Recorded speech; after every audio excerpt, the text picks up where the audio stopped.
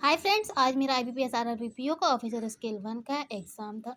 Fourth shift में था और इसमें एग्ज़ाम में मैंने टोटल अटैम्प्ट किए 69 अटैम्प्ट और क्वांट में मैंने किए 34 क्वेश्चन अटैम्प्ट किए थे। और इसमें क्वांट में आए थे approximation, wrong number series, quadratic equation. ये 15 मार्क्स के अराउंड थे।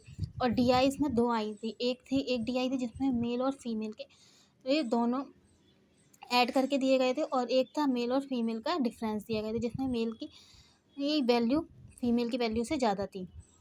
इसी के बेस पर DI थी। और सेकंड DI थी पाई चार्ट पर, जिसमें टोटल 1400 दिया गया था और इसमें कलर पे था, तो कलर में परसेंटेज दिया गया था। रेड, ब्लैक, ब्लू, ग्रीन, इस तरीके से परसेंटेज में दिया गया था और फिर उसके बेस पर DI थी। और अर्थमेटिक के क्वेश्चन में से एक SICI का क्वेश्चन था, जिसमें ये SICI का क्वेश्चन था जिसमें 3 ईयर के लिए और है ना 20% से एक्स में कुछ और है ना वाई में कुछ है ना डिपॉजिट करना था। एक्स और वाई का टोटल दिया गया था। ये मुझे थोड़ा सा लेंथी लगा, इसलिए मैंने इसको स्किप कर दिया था।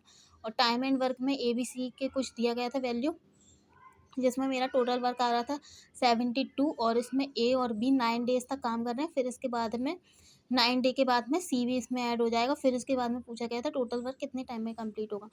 तो मेरा इसमें आंसर आ रहा था 93, यानी कि है ना ये मेरा आ रहा था, इसमें 12 आंसर आ रहा था।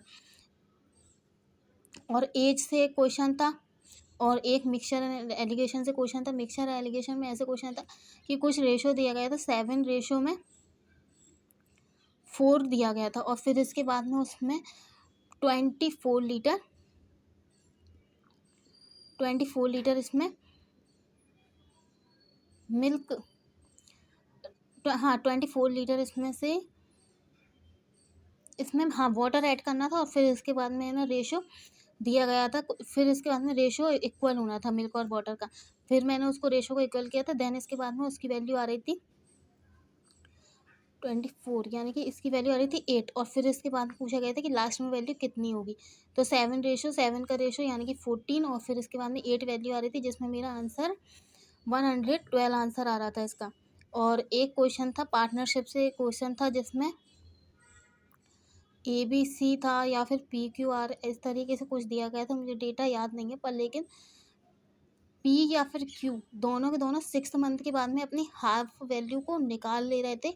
और S है ना पूरे के पूरे 12 मंथ तक कर रहा था काम।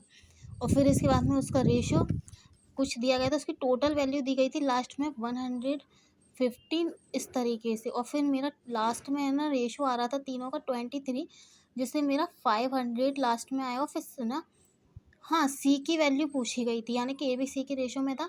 फिर इसके बाद में C मेरा टोटल आंसर आया था इसका 5000 आंसर आया था। और मैंने एवरेज का क्वेश्चन नहीं किया था, मेंसुरेशन का नहीं किया और ट्रेन का नहीं किया, बिकॉज मुझे लगा था कि मैं इसमें फंस सकती हूँ इस वजह से। और SICI का भी मैंने नहीं किया था, क्योंकि उतने ही टाइम में मैंने 3 क्वेश्चन अटैम्प्ट कर लिए थे लास्ट के टाइम पे। और रीजनिंग में आया था, रीजनिंग मैंने 35 क्वेश्चन अटैम्प्ट किए। एक पजल मैंने अटैम्प्ट नहीं की थी, क्योंकि वो मुझे थोड़ी सी लेंथी लग रही थी, वेरिएबल बेस्ड थी वो। और जो वो भी है ना वेरिएबल बेस वाली 1 से लेके 5 तक आई थी। तो और फिर इसके बाद में है ना स्लोगिज्म के क्वेश्चन थे मिस, और है ना इनइक्वालिटी थी, डायरेक्शन के क्वेश्चन थे। और एक वर्ड में था, एक वर्ड दिया गया था जिसमें है ना वोवल्स में 1 ऐड करना है और कॉन्सोनेंट में 1 माइनस करना है। देन इसके बाद में उसको अल्फ़ाबेटिकल ऑर्डर में अरेंज करना है। फिर इसके बाद में लेफ्ट से 6th पूछा गया था, जो मैंने राइट से काउंट करके हो गया था, जल्दी हो गया था। और एक वर्ड फॉर्म करना था, ये मुझे लग रहा है मेरा गलत हो गया है, क्योंकि इसमें अगर एक से ज़्यादा बन रहा है, मेरा एक ही बना था लॉस्ट। पर लेकिन सॉल्ट भी सभी लोग बता रहे थे कि सॉल्ट बन सकता है, तो इसके यानी कि एक्स लगाना था, लेकिन मैंने तो इसमें एस लगा दिया था। यानी कि ये क्वेश्चन मेरा गलत हो गया, बाकी सारे मेरे एक्यूरेसी के साथ में सही हैं। और है ना फ्लैट फ्लोर वाली पजल थी, ये मेरे से बन गई थी, रो वाली थी। इसमें कुछ लोग नॉर्थ में देख रहे थे और कुछ लोग साउथ में देख रहे थे। और बॉक्स पजल थी जिसमें 10 बॉक्स दिए गए थे, वो भी जल्दी हो गया था क्वेश्चन। हाँ बट पर लेकिन जो फर्स्ट से 5th तक क्वेश्चन था, इसमें ना ये फंसाने वाला क्वेश्चन था, ये थोड़ा सा लेंथी भी था और है ना बड़ा भी था। तो फिर इस वजह से मैंने उसको स्किप ही करना सही समझा। और इसलिए मेरे अटैम्प्ट रहे 35 और क्वांट में मेरे रहे 34, टोटल रहे मेरे 69। एंड जिसका भी अब जो कल एग्ज़ाम है वो बस मतलब है ना, जिस तरीके से मैंने फॉलो किया, मैंने सबसे पहले क्वांट उठाया और क्वांट में मैंने है ना जितने भी स्पीड मैथ वाले क्वेश्चन थे, approximation, wrong number series, quadratic equation, ये सारी की सारी पहले कर दी। अगर डीआई आपसे बंद नहीं है, डुएबल है, तो आप डीआई को पहले कीजिए, नहीं तो फिर आप सीधे सीधे पूरा पोर्शन स्किप करके आप रीजनिंग में पहुंच सकते हैं। और रीजनिंग पे मैंने सबसे पहले स्लॉगिज्म, इनइक्वालिटी, ये सारे क्वेश्चन अटैम्प्ट किए। देन इसके बाद में मैंने सिटिंग और पजल पे अटैम्प्ट किया।